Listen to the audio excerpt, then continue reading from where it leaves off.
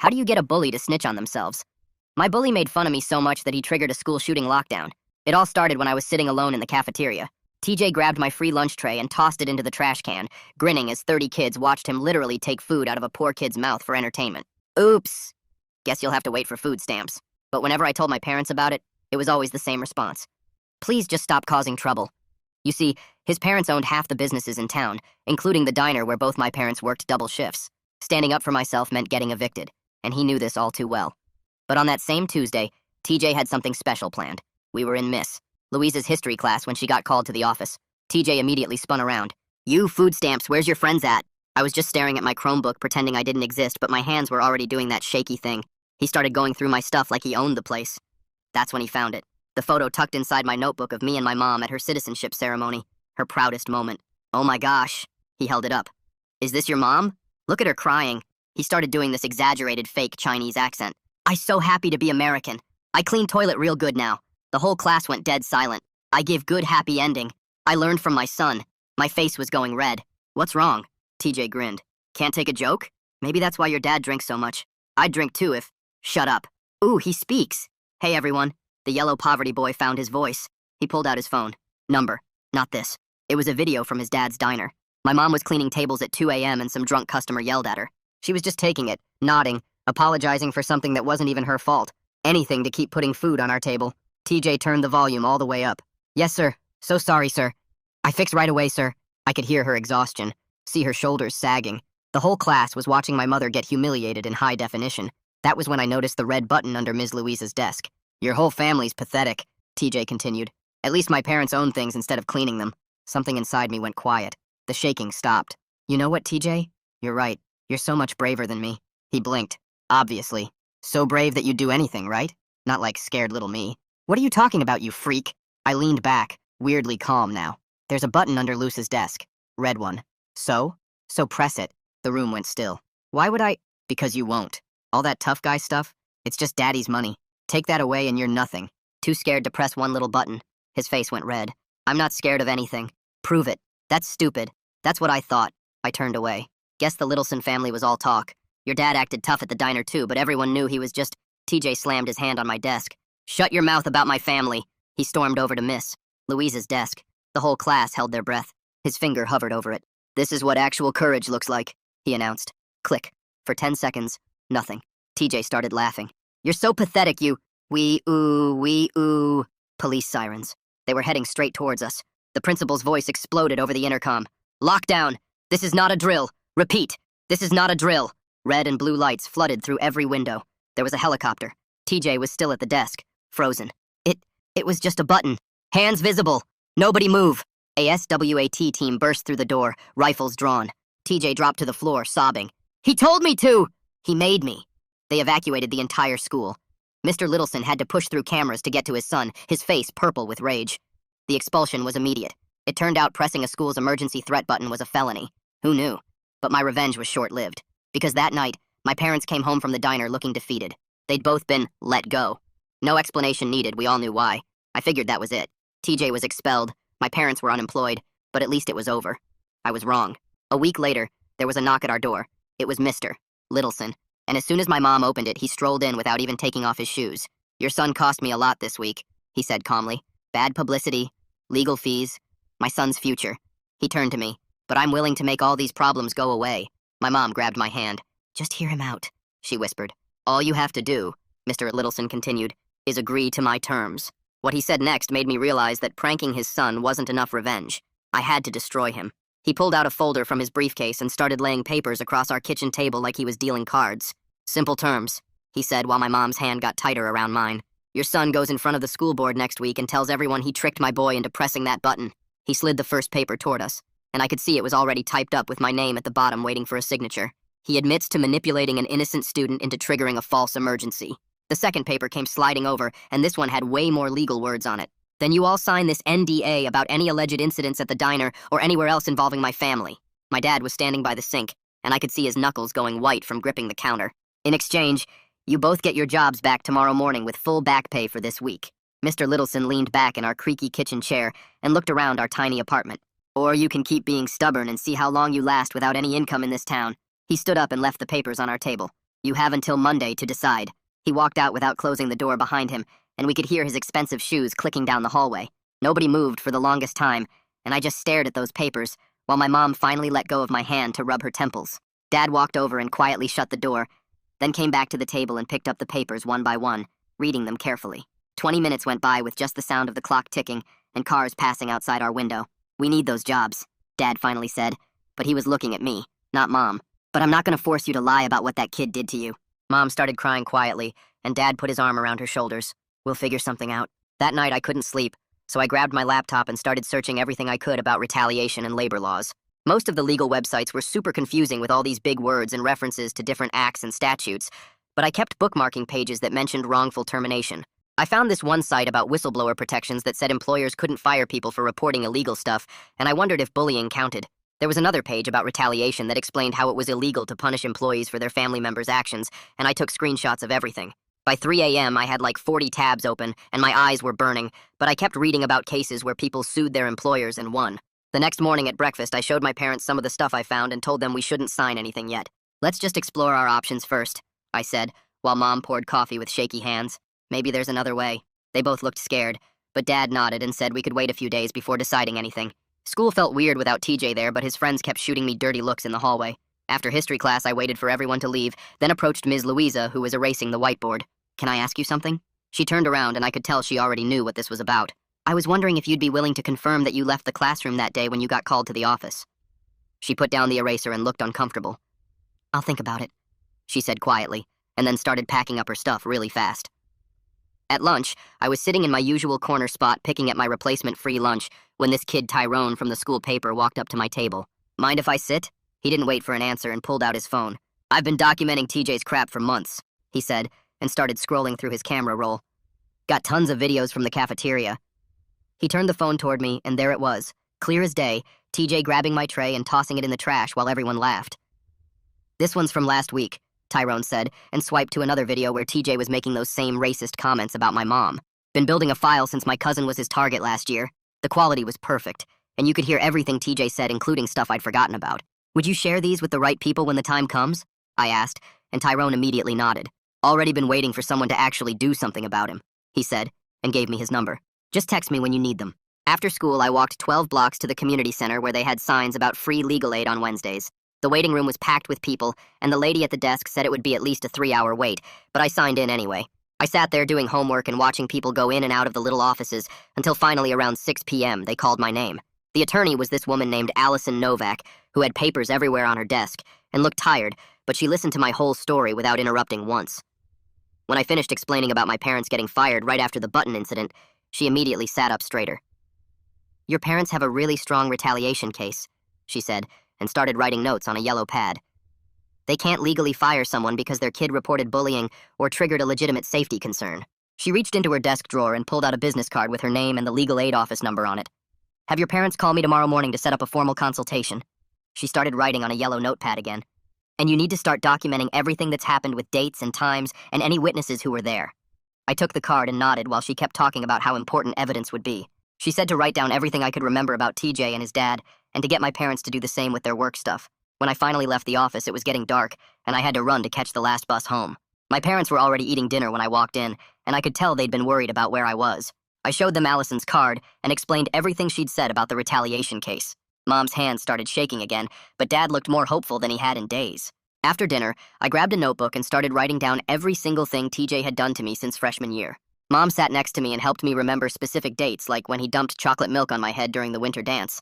Dad got his own paper and started listing all the schedule changes at work and the times missed her. Littleson had yelled at them for no reason. We stayed up until midnight working on our lists, and by the time we were done, we had 12 pages of stuff. The next morning, Mom called Allison's office while Dad was getting ready for his job search. They put her on speaker, and Allison explained the whole process and what documents they'd need to bring. She said Friday afternoon would work for a meeting, and Dad immediately said yes, even though he had an interview scheduled then. This is more important, he told Mom after hanging up. At the school the next day, everything felt different without TJ there, but his friends were still around giving me looks. During lunch, I walked over to where Sarah Cruz was sitting with her friends. She'd been in our history class when TJ pressed the button, and I knew she'd seen him bullying me before. I asked if I could talk to her for a second, and she followed me to a quieter spot by the lockers. Would you be willing to write down what you saw TJ do to me? I asked. She looked nervous and glanced around like someone might be watching. I don't want problems with his family, she said. I told her it would just be for documentation and she wouldn't have to testify or anything. She thought about it for a minute, then said, okay. I found 2 other kids who'd been in classes where TJ had messed with me. Galen agreed right away because TJ had bullied his little brother last year.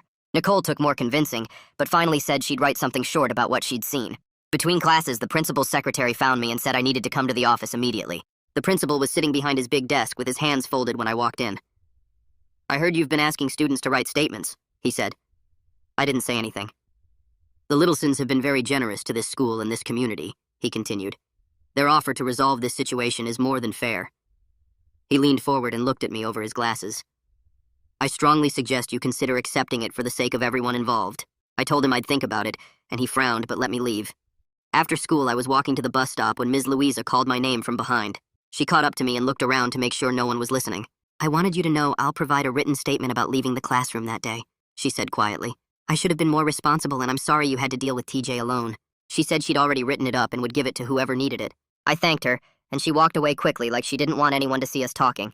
Friday came fast, and my parents both dressed up nice for the meeting with Allison. Dad had canceled his warehouse interview, but said getting justice was worth it. We took 2 buses to get to the legal aid office and signed in at the front desk.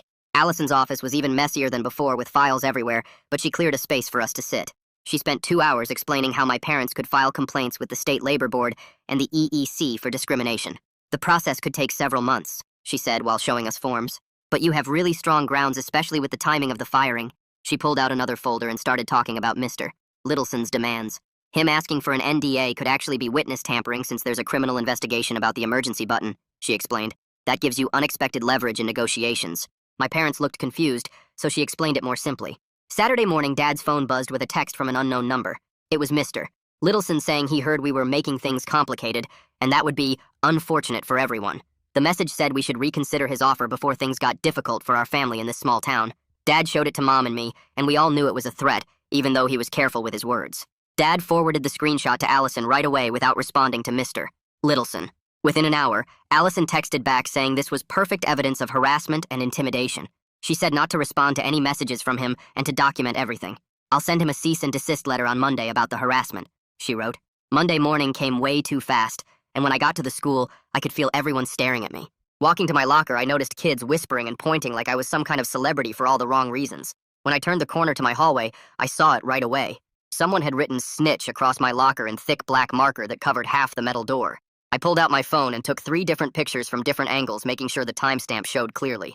A group of TJ's friends stood at the end of the hall watching me, and one of them made a throat-cutting motion with his finger. I ignored them and tried to open my locker, but the marker was still wet and got all over my hands. The janitor saw me struggling and came over with some cleaning spray, but shook his head when he saw what it said. During second period, Tyrone found me in the library and showed me his laptop screen. He'd written an article for the school paper called When Protection Becomes Persecution, and even though he didn't use any names, everyone would know exactly what he was talking about. The article talked about how bullying victims often face punishment for reporting, while the actual bullies get protected by money and connections. He'd included statistics about unreported harassment and quotes from anonymous students about being afraid to speak up. The newspaper advisor had already approved it for Friday's edition, and Tyrone said the principal couldn't legally stop it since no names were mentioned. That afternoon when I got home, Mom was on the phone speaking rapid Mandarin to someone, and I could tell she was excited. She hung up and told me 3 other workers from the diner had called her after hearing about our situation. They all had stories about the Littlesons treating them badly and not paying overtime and making them work through breaks. One woman said Mr. Littleson had fired her cousin for taking a sick day when her kid was in the hospital. Another said they made her work a double shift while she had the flu because they threatened to cut her hours if she went home. Mom wrote down all their names and phone numbers and said they wanted to join whatever complaint we were filing. Tuesday morning, Allison called to say she'd filed the formal complaints with both the State Labor Board and the EECC. She'd included everything we'd documented, plus the evidence of retaliatory firing and the pattern of discrimination against immigrant workers. The complaints were 30 pages long with all our evidence attached, including the timeline I'd made and statements from the other workers. She said the agencies would have to respond within 30 days, but usually they moved faster on cases with clear retaliation. Wednesday afternoon, the diner got served with official notice from the Labor Board. They were under investigation and had to provide all employee records going back 2 years, including time cards and pay stubs and scheduling documents. The investigator also wanted to interview current and former employees about working conditions. Mom heard from her friend who still worked there that Mr. Littleson had been yelling on the phone all afternoon, and his lawyer had been at the diner for 3 hours. Thursday at the school felt weird without TJ there, but his friends made sure I didn't forget about him. During history class, someone threw a paper ball at the back of my head hard enough to sting. When I turned around, 3 kids were looking at their desks, trying not to laugh. The paper had "rat" written all over it in red pen. Miss Louisa saw it happen, but just told everyone to settle down without actually doing anything about it. After class, she pulled me aside and apologized, but said the administration had told teachers to avoid taking sides in the situation. Friday morning, the detective who'd been investigating the emergency button incident called our house. He asked me to explain again exactly what happened that day, and I told him everything, including how TJ had been harassing me for years. I explained about the photo of my mom and the video from the diner, and how he'd made racist comments about our family. The detective asked if I had any proof of the long-term harassment, and I told him about Tyrone's videos and the other students who'd witnessed it. He said he'd need to interview them too, and asked for their contact information. That weekend, my parents started seriously looking for new jobs, but it was harder than we thought. The Littlesons owned the 2 biggest restaurants in town, plus a catering company, and had connections with most other businesses. Mom filled out an application for the hospital cafeteria, and Dad applied to 3 warehouses in the next town over. The hospital seemed interested in Mom because of her experience, but said they wouldn't have an opening for 6 weeks. Dad got a call back from one warehouse, but they wanted him to work night shifts, which would mean we'd never see him. Monday of the next week, Allison called with news. Mr. Littleson's lawyer had sent her a letter offering to settle everything for 1 month of severance pay if we dropped all the complaints and signed an agreement to not discuss the situation publicly. Allison actually laughed when she read it to us over the phone. She said it was insulting considering they owed my parents way more than that just in unpaid overtime from the past 2 years. She was going to counter with a demand for 6 months' pay, plus damages, plus neutral employment references. Tuesday night was the school board meeting, and Dad said we should go to see what they were saying about the emergency button incident. The auditorium was packed with parents, and some were holding signs about school safety. The board president announced they were reviewing all emergency procedures and looking at their anti-bullying policies to see what needed to be changed. Several parents stood up during public comment to say the school had failed to protect students from bullying for years. One mom said her daughter had reported harassment 5 times with no action taken. Another parent said the emergency button situation showed how desperate kids were getting when the normal channels didn't work. Wednesday morning, Mom called me into the kitchen before school and showed me an email on her phone from the hospital saying they wanted to interview her for the cafeteria position next Monday. Her hands were shaking a little as she scrolled through it, and I could tell she was trying not to get her hopes up too much. Dad was at the table with his own phone checking his email every 5 minutes because the warehouse supervisor said he'd get back to him by the end of the week. That same afternoon at the school, I was walking to my locker when I saw a bunch of kids crowded around someone's phone watching something. When I got closer, I realized it was footage from the day TJ pressed the button. Someone had been recording the whole thing on their phone, and now it was all over social media. The video showed me calmly telling him to press it, and him actually doing it while bragging about his courage. By Thursday, the video had thousands of views, and comments were split between people calling me a genius and others saying I manipulated him. Allison called that evening with big news about our case. The labor board had completed their initial investigation at the diner and found multiple violations, including unpaid overtime for at least 15 employees and improper break policies that violated state law. She explained this gave us major leverage because the fines alone would be tens of thousands of dollars, and Mr. Littleson would want to avoid that kind of publicity. She was sending them a new settlement demand based on these findings. Friday after school, I overheard 2 women talking in the grocery store parking lot about how they used to work at the diner and never got paid for staying late to close. One of them mentioned she'd heard about our complaint through a cousin who still worked there and was thinking about joining it. By Monday, 3 more diner employees had officially contacted Allison to join our complaint, including the night shift cook who'd been there 8 years, and the weekend manager who had detailed records of all the unpaid hours. Mom went to her hospital interview that morning wearing her best outfit and came back 2 hours later with a huge smile on her face. They'd offered her the position on the spot with better hours than the diner, full health insurance, and even a small signing bonus. Dad got a call that afternoon from both warehouses he'd applied to, and they both wanted him to start as soon as possible. One was union with good benefits, but farther away, while the other was closer, but paid less. He decided on the union job because the protection and overtime pay would be worth the extra drive. Tuesday morning, the principal's secretary found me before first period and said I needed to come to the office immediately. When I walked in, the principal was there with the school counselor, Melinda Ward, who smiled at me in that fake, concerned way adults do when they think you're troubled. The principal started talking about how the whole emergency button incident had been traumatic for everyone, and maybe I should talk to someone about my feelings. Melinda nodded along and suggested weekly sessions to process what happened and help me move forward in a healthy way. I could tell what they really wanted was for me to stop causing problems and just let everything blow over. Instead of agreeing, I looked directly at Melinda and asked if she could pull up all my previous reports about TJ's bullying since she was the counselor. Her smile got tight, and she said she wasn't sure what I meant. I reminded her about the 3 times I'd come to her office about TJ taking my lunch, the time he shoved me into a locker, and when he spread rumors about my family being illegal immigrants.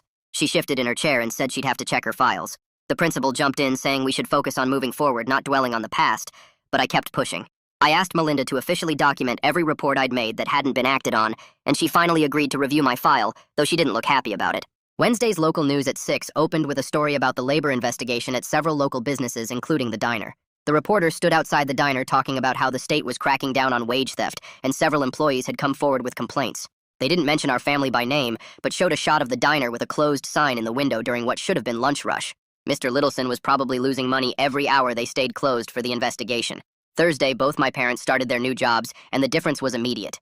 Mom came home at 5:30 instead of midnight, and Dad was actually awake enough to eat dinner with us. They both seemed lighter somehow, like a weight had been lifted off their shoulders.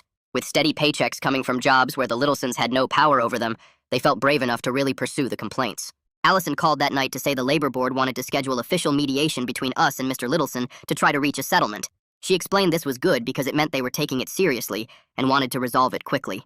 Friday, I heard through Tyrone that TJ was back in the school, but at Riverside High across town as part of his plea deal with the court. Someone's cousin went there and said TJ kept to himself now, and his parents dropped him off and picked him up every day like he was in elementary school. The cousin also mentioned TJ was seeing a counselor twice a week and wasn't allowed to have social media anymore. The mediation got scheduled for next month with a state mediator who specialized in employment disputes. Allison came to our apartment Saturday morning to prepare us and explained we should ask for back pay for all the unpaid overtime, damages for the retaliatory firing, and most importantly, a non-retaliation agreement that would prevent the Littlesons from trying to hurt us again through their business connections.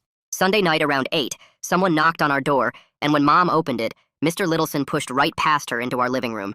His face was red, and he kept clenching his fists while Dad stood up from the couch real slow. Mr. Littleson pointed at me and said we needed to drop everything now or things would get worse for everyone. Dad moved between us and told him to leave right now or he'd call the cops. Mr. Littleson stared at him for like 10 seconds, then turned around and walked out, slamming the door so hard the whole wall shook. Mom locked the deadbolt and put the chain on while Dad called Allison to tell her what happened. She said to document everything and if he came back to actually call the police this time. The next week at the school, they installed cameras in all the hallways and the cafeteria, plus these new signs about reporting bullying. The principal called an assembly where he talked about the new rules and how there would be zero tolerance for harassment going forward. Melinda got put in charge of training teachers on how to spot bullying, and she had to run these workshops every Friday afternoon. I saw her in the hall carrying boxes of pamphlets about recognizing warning signs, and she gave me this weird smile like she was trying to be friendly now. The mediation finally happened 3 weeks later at this government building downtown. We sat on one side of a long table with Allison while Mr. Littleson and his lawyer sat across from us. The mediator was this older woman who kept taking notes while everyone talked. Mr. Littleson's lawyer started by offering 3 months of back pay if we signed papers saying we wouldn't sue or talk about it publicly. Allison actually laughed and said that was insulting considering the years of unpaid overtime and the illegal firing. She pulled out this thick folder of documents showing all the labor violations at the diner. She wanted 6 months' pay, plus damages, plus a written apology from Mr. Littleson admitting what he did. His lawyer whispered to him for a while, then came back with 4 months' pay, but still no apology. We went back and forth for 4 hours with breaks every hour where we'd go to separate rooms. Mom kept squeezing my hand under the table while Dad took notes on everything they said. Finally, around 2 in the afternoon, we settled on 4 months of back pay for both my parents, plus continued health insurance for 6 months, plus neutral job references. Mr. Littleson wouldn't apologize, but he had to sign papers agreeing to no contact with our family ever again. 2 weeks after that, the labor board announced their findings, and the diner got hit with a $30,000 fine. They had to post these big signs about workers' rights in English and Spanish and pay back overtime to 12 employees going back 2 years. The newspaper ran a story about it with a picture of the diner and quotes from the labor board about wage theft being a serious crime. Some of the other workers who joined our complaint got their own settlements, and one woman used her money to buy a food truck. She parked it right across from the diner every lunch and breakfast, selling better food for less money. I saw her there one morning and she waved at me with this huge smile on her face. The state started sending auditors to check the diner's books every 3 months, and they had to submit payroll reports every week now. Mr. Littleson had to hire an accountant just to deal with all the new paperwork and oversight. At the school, things got way better once everyone saw I wasn't backing down. Kids started talking to me in the halls and sitting near me at lunch. Tyrone and I got really close working on articles for the school paper about student rights and standing up to power. He showed me how to research public records, and we found out the Littlesons owed tons of back taxes on their properties. We didn't publish that, but it was good to know. Mom loved her new job at the hospital where she worked normal hours and got overtime pay when she stayed late. She came home with energy instead of looking dead tired all the time. Dad's warehouse job had union protection, so he couldn't get fired without cause, and they had to follow all the safety rules. He joined the union board after a few months and started helping other workers file grievances. Our apartment felt different now without that constant worry about money or losing jobs. We could actually save a little each month, and Mom started talking about maybe buying a small house someday.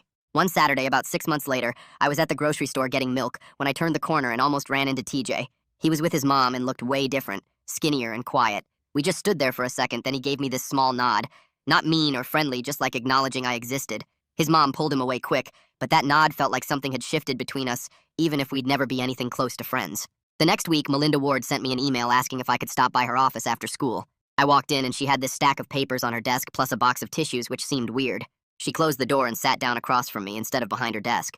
She said she'd been reviewing all the incident reports from the past 3 years and found 17 reports about TJ that never got proper follow-up. Her hands kept moving papers around while she talked about new protocols they were implementing. Every bullying report would now require written response within 48 hours, and parents would get copies of everything. She pulled out this thick manual they'd created with specific consequences for each type of harassment. The school board approved hiring 2 more counselors just for conflict resolution. She showed me the new anonymous reporting app students could use on their phones. 3 months later, the district's anti-bullying program got recognized by the state education department. They sent this fancy certificate and a $1,000 grant for more training. The local news did a segment about it and interviewed the principal who talked about creating safe learning environments. They wanted me to speak at the awards ceremony downtown, but I told them no thanks. I had other stuff to focus on, like college applications. The acceptance letters started showing up in March. First was State University with partial aid, then 2 rejections from expensive private schools. But then the big envelope came from my top choice with a full-ride scholarship plus work study. The financial aid letter mentioned my essay about standing up to systemic oppression and how it aligned with their values. Mom cried when she read it, and Dad took a picture of the letter to send to his brother. Around the same time, the newspaper ran another story about the Littlesons selling their second restaurant location to pay legal settlements. The labor board had expanded their investigation to all their businesses and found violations at 3 properties. They had to sell the mini golf place and one of the gas stations just to cover fines and back wages. Their remaining businesses got audited monthly now and had to submit weekly compliance reports. The diner stayed open, but with half the tables it used to have. Graduation day came in June, and the gym was packed with families. When they called my name, I walked across that stage and could hear Mom yelling something in her language from the bleachers. Dad stood up and clapped so loud people turned to look. After the ceremony, they both hugged me so tight I couldn't breathe. Mom kept touching the honor cord I got for grades, and Dad said he knew I'd make it through everything. We took pictures by the school sign, and Mom posted them everywhere online. That same week, Tyrone got his acceptance letter from the journalism program at Northwestern with a $15,000 scholarship from some foundation for investigative reporting. He texted me this long message about how watching me stand up to the Littlesons showed him what real journalism could do. He was planning to focus on labor rights and corruption in small towns. His first assignment for the school paper next year would be following up on our town's story. 2 days before I left for college, Mom cooked all my favorite foods. She made spring rolls and that soup I loved, plus Dad grilled burgers outside. We sat at our little kitchen table that wobbled, and Dad poured water into the good glasses we never used. He raised his glass and said something about new beginnings in broken English. Mom added something about courage in her language. We clinked glasses and ate until we couldn't move. They gave me this card they'd both signed with money they'd saved from their new jobs. Inside, Mom wrote about being proud in her careful handwriting. Dad just wrote, "Show them who you are," in big letters. The morning I left, they loaded my stuff into Dad's truck. The dorm was 4 hours away, but they wanted to drive me. We passed the diner on the way out of town, and it looked smaller somehow with fewer cars in the lot. The new employee rights poster was visible through the window in English and Spanish, just like the law required. Mom pointed at it and smiled. At college orientation, they had us write about a time we created positive change. I wrote 3 sentences about the whole thing, then turned it in. The girl next to me had written 2 pages about organizing a beach cleanup, but I was done writing about it and ready to focus on what came next. The diner had to pay fair wages now with overtime and breaks. The school had real protection for students getting bullied. The Littlesons learned that money couldn't fix everything when you broke the law. None of it happened the way I planned, but it happened, and that was enough. Thanks for letting me wonder along with you today. Hopefully my questions added a little something extra to the experience. Until we meet again, like the video, it helps more than you think.